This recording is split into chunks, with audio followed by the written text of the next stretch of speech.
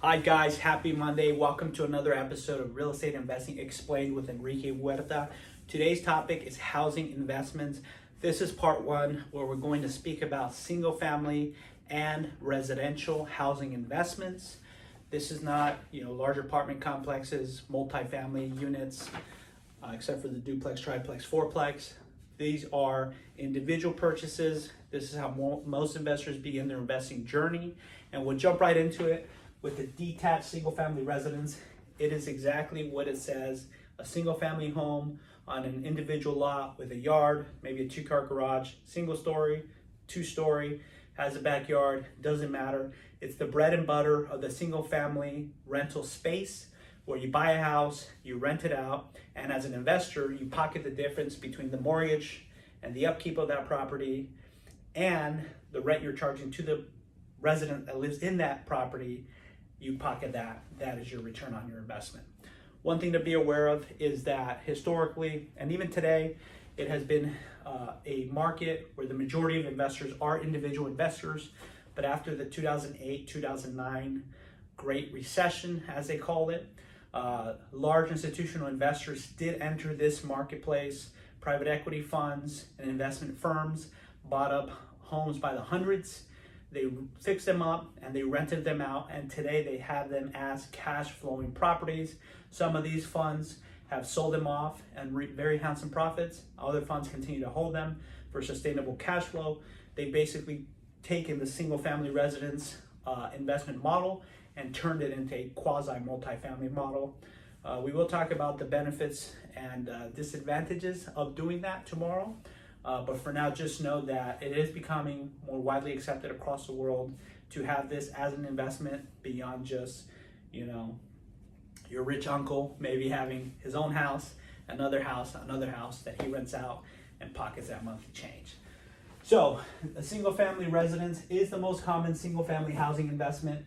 And I have here other options that we're going to talk about other than buying a house.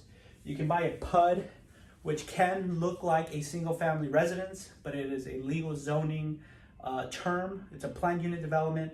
That just means that house may be located in a community that was developed to be not just alongside single family homes, but also townhouses, maybe condos, maybe apartment buildings, maybe some commercial space, and then some common areas like a park or other amenity spaces like that. So just something to be aware of legally and planning wise. If you're buying a detached single family residence, it may not always show up that way on title, so do your due diligence. And if you are buying a planned unit development, make sure it is the right purchase for you. An alternative to the detached single family residence is the townhouse, which a lot of people ask me, Enrique, what's the difference between a townhouse and a condo? Well, a condo is a legal ownership structure, and a townhouse is more of an architectural structure, I guess you can say, or an architectural concept. A townhouse also can be called a row home, where you typically have a row of homes that are attached to each other. They can be 2 to 3 stories high. You see these in San Francisco, you see these in Washington, D.C., you see these in New York City. These homes are individually owned. You do own the land underneath them, but you will share walls with your neighbors. If you're in the middle, 2 walls. If you're on the ends, 1 wall. Nevertheless, that is an architectural thing, not a legal thing. So if you're buying a townhouse, it's like buying a house, but you will have shared walls, and the architecture will be as I just described. Now, when you're buying a condo, you're actually buying the space inside the unit that you're buying. So you're not buying, ownership in all the common areas and things like that. However, you will participate in the maintenance and upkeep of the common areas through HOA dues, which has a board that is staffed and ran by condo owners. So legally, when you're buying a condo, you're just buying the space within that unit that you occupy. Very interesting differentiation. Make sure you know that. When you're doing financial analysis on condos or co-ops, which we'll talk about next, be sure to include the HOA dues in your financial analysis. Don't forget to include the mortgage, the taxes, the property insurance, and the HOA dues, as well as any repairs and maintenance, vacancy factor, any other things like that when you're running your numbers. As we discussed, a co-op, very interesting. Similar to a condo, it's more of a legal purchase structure. When you're buying into a co-op, you're not really buying the real estate itself or the space itself. What you're buying is shares in a corporation that owns the real estate and manages and maintains that real estate. So one thing to be aware of, there is also HOA typically, where there's a co-op board. They will have fees every month for maintenance. They will have rules and regulations, and they are more strict than your typical HOA at a condo community. They may ask for background checks on potential buyers that may disqualify some buyers from entering that community, and they may have more restrictions. Some condominiums do have restrictions on renting out properties. So as you're searching for investments in the condo space, make sure you do your due diligence. And if you're looking to rent it out, make sure you're allowed to do that legally. Same with the co-op. Do your due diligence, find out if you can rent out your condo. Otherwise, there are typically fines, and they may also be able to, depending on the bylaws of the HOA, remove you from that community. So, something to be very, very careful of. Make sure you're doing things right if you're going to make this kind of investment. Other options are manufactured and mobile, modular and RV homes. Manufactured and mobile, in my opinion, are interchangeable terms. They have more to do with a timeline. So if a home was built before 1976, it would be called a mobile home. After 1976, it's called a manufactured home. So they're interchangeable. You've seen these properties, they're put together. Maybe they're on the freeway, on a big trailer that says oversized load, and they're being taken to a piece of land to be dropped off there, connected to either local or city utilities, a septic tank, or what have you, and they will be placed there and then maybe not moved for the rest of the ownership period. A modular home is more of a construction style. It can look very similar to a mobile or manufactured home, but a mobile or manufactured home is one piece carried to the construction site. A modular home can be 2 to 5 pieces or modules, as they call them. Those are shipped to the site and then put together at the site. So that's a modular home. It's more of a construction type. It is more affordable, it is quicker, and it is something that you should be aware of because you will continue to see in the headlines for years to come. Another option is to buy an RV, a recreational vehicle. Historically, these have been purchased, just for fun, to travel the country, to go camping, so on and so forth. Unfortunately, in some markets, due to the high housing costs, people are buying RVs to live in. They tend to be a lot cheaper than even manufactured homes or a typical single-family residence or a condominium.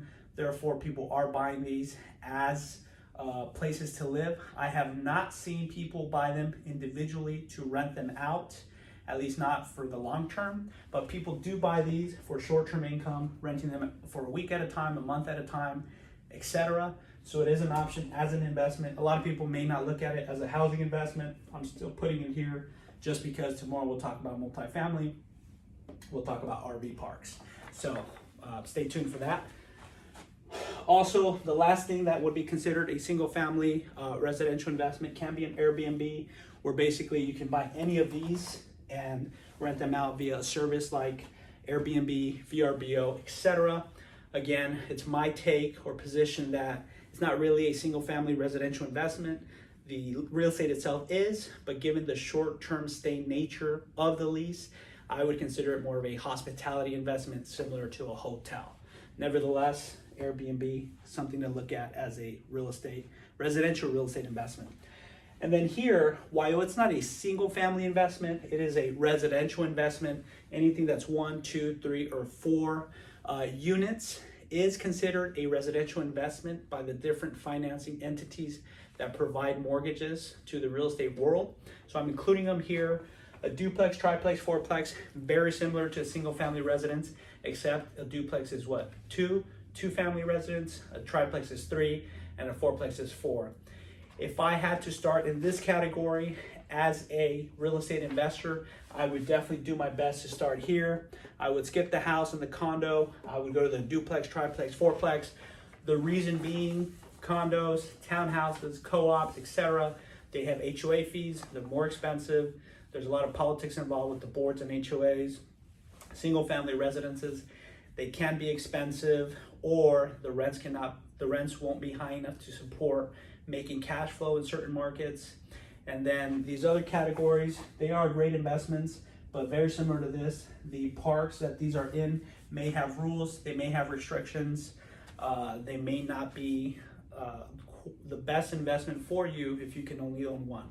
And tomorrow we'll talk about multifamily to own multiple of these structures. But for now, if you're starting in the residential real estate investment space, duplex, triplex, fourplex, the reason being, if you buy 2, 3, or 4 units, you can have higher vacancy and you can still cover your payment and have some cash flow. Obviously, if you have a detached structure, there's a little bit more to maintain, but there's also more income coming in because you have 2, 3, or 4 residents paying. It's what I call the small multifamily space. It's a great place to start, make an investment. You'll start to learn to make some money. Unfortunately, these properties are not valued like multifamily investment real estate by the cap rate, which we'll talk about in a separate video. They are still valued similar to single family residences by sales comparables. So when you're buying a duplex, triplex, or fourplex, make sure you're buying a property that is well below the comps, that will still cash flow well. So you're gonna have to look at a lot of these, make a lot of offers to find a good one. But when you find a good one, jump on it. There will always be demand for this kind of housing, especially if they are, situations where you have detached units on a lot or garages in addition to the residential living spaces.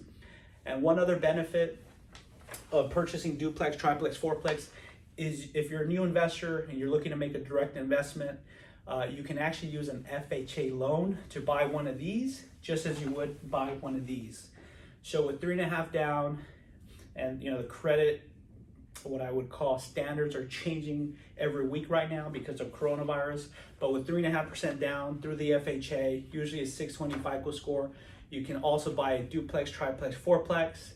The benefit is that in addition to having a lower down payment, just like as you would on a house, you can also use the income from the other units to qualify for a higher purchase price, meaning if you can only buy a house up to maybe $500,000, you may be able to buy a duplex, triplex, or fourplex for a higher price point, make more income, generate more cash flow.